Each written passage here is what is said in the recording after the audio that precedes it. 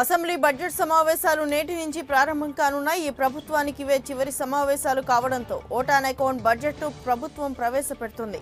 కనీసం ఈ సమావేశాలకైనా ప్రతిపక్షం హాజరు కావాలని స్పీకర్ కోడెల కోరారు. మొత్తం 6 రోజుల పాటు సమావేశాలు జరిగేలా ప్రభుత్వం ఏర్పాట్లు చేసింది. అసెంబ్లీ సమావేశాల ప్రారంభానికి ముందు సీఎం చంద్రబాబు వెంకటపాలెంలో ఎన్టీఆర్ విగ్రహానికి పూలమాల వేసి నివాళులర్పించనున్నారు. ఉదయం 9 గంటలకు గవర్నర్ ప్రసంగానికి ధన్యవాదాలు తెలిపేందుకు కేబినెట్ ప్రత్యేకంగా సమావేశం కానుంది. మరింత సమాచారం మా ప్రతినిధి శ్రీనివాస్ అడిగి తెలుసుకుందాం. శ్రీనివాస్, చెప్పండి, శాసనసభ సమావేశాలకు సంబంధించి పూర్తి సమాచారం చెప్పండి.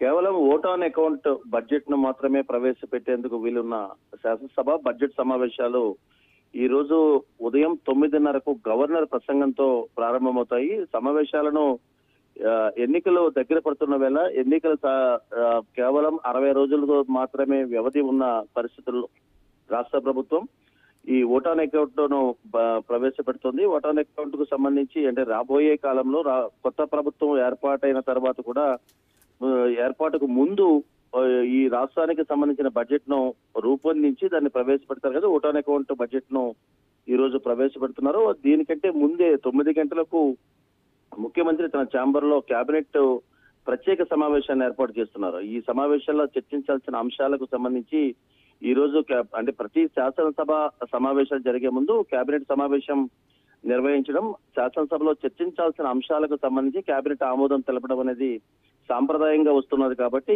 ఈసారి కూడా ఆ సమావేశాన్ని ఏర్పాటు చేస్తున్నారు. 9 గంటలకు ముఖ్యమంత్రి తన ఛాంబర్ లో మంత్రి మండలి సహచరులతో సమావేశాన్ని నిర్వహిస్తారు. ఈ సమావేశాలకు సంబంధించిన అంశాలన్నింటినీ కూడా ఈ కేబినెట్ సమావేశంలో ఆమోదం తెలుస్తారు. అయితే 9:30కి గవర్నర్ ఉభయ సభలను ఉద్దేశించి ప్రసంగిస్తారు. ఆ ప్రసంగం తర్వాత సభ వాయిదా పడుతుంది. ఇది కేవలం 6 రోజులు మాత్రమే జరిగే సభ. ఈ రోజు ప్రారంభమైన గవర్నర్ ప్రసంగం తర్వాత రేపటికి వాయిదా పడుతుంది. రేపు ఒక్కరోజు మాత్రమే సమావేశాన్ని నిర్వహిస్తారు. ఆ తర్వాత వరుసగా 3 రోజుల పాటు సెలవులు ఉన్నాయి. తిరిగి 4వ తేదీ నుండి సమావేశాలను 8వ తేదీ వరకు నిర్వహిస్తారు. అయితే ఈ రాష్ట్రానికి సంబంధించిన దిశానిర్దేశం చేయడం, అలాగే బడ్జెట్ కు సంబంధించి అంటే ఈ రాష్ట్ర ప్రభుత్వానికి సంబంధించి ఇది ఆఖరి సమావేశం కాబట్టి కొంత ప్రత్యేకత సంతరించుకున్న పరిస్థితి ఉంటుంది. కొంత ఈ 5 ఏళ్ల పాటు పరిపాలన చేసిన ప్రభుత్వంలో ప్రతినిధులుగా ఉన్న సభ్యులకు తిరిగి ఎన్నికలకు వెళ్లేందుకు ఆఖరి సమయం కాబట్టి కొంత అందరిలో కూడా కొంత ఆసక్తి నెలకొని ఉన్న పరిస్థితి ఉంది. రాష్ట్ర ప్రభుత్వం ఇప్పటి వరకు చేసిన ప్రభుత్వ సంక్షేమ కార్యక్రమాలకు సంబంధించి అసెంబ్లీ వేదికను పూర్తి స్థాయిలో ఉపయోగించుకునేందుకు ప్రయత్నం చేస్తుంది.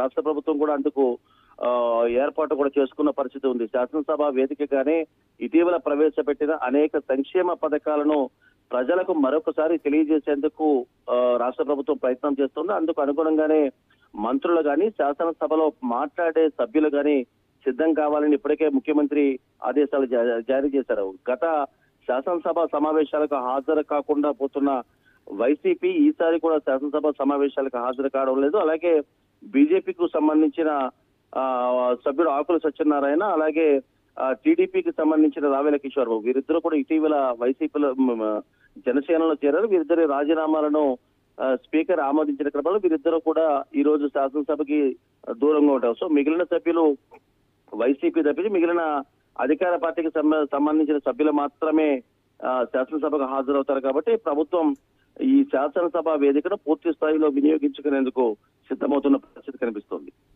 Right, thank you.